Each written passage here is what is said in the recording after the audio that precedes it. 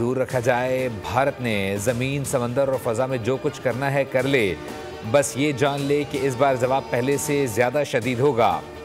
DGISPR lieutenant general Ahmad शरीफ की सहाफ़ियों को briefing. कहा, पाकिस्तान की सिक्योरिटी के ज़ामिन मुसल्लह अफ़वाज हैं, ये ज़मानत काबुल को नहीं देनी।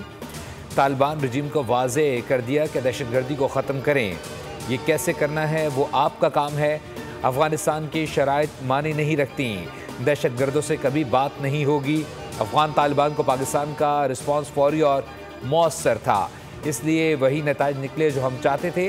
अफ़गानिस्तान में मनशियात स्मगलर्स की अफ़गान सियासत में मुदाखलत है, वहाँ से बड़े पैमाने पर मनशियात पाकिस्तान स्मगल की जा रही हैं।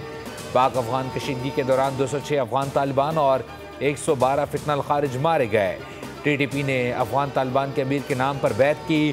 TTP अफ़गान तालिबान की शाख है। पाकिस्तान ने अमेरिका को अपनी सरजमीन से अफ़गानिस्तान पर हमलों की इजाज़त नहीं दी।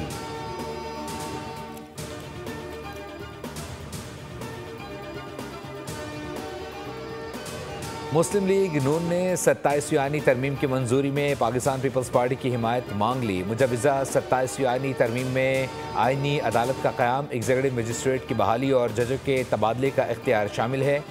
चेयरमैन बिलावल भुट्टो जरदारी का ट्वीट। लिखा, वज़ीर आज़म की क़यादत में मुस्लिम लीग नून का वफ़द सदर जरदारी और मुझसे मिलने आया था। पाकिस्तान पीपल्स पार्टी की सेंट्रल एग्जीक्यूटिव कमेटी के इजलास 6 नवंबर को तलब किया गया है ताकि पार्टी पॉलिसी का फैसला किया जा सके। बिलावल भुट्टो ने कहा, तालीम और आबादी की मनसूबाबंदी के इख्तियारात भी वफाक को वापस करने की तजवीज़ है। इलेक्शन कमीशन की तकर्री पर जारी तात्तुल ख़त्म करना भी मुजवज़ा तरमीम का हिस्सा है। सब्सक्राइब करें और बेल दबाएं ताकि कोई खबर रह न जाए।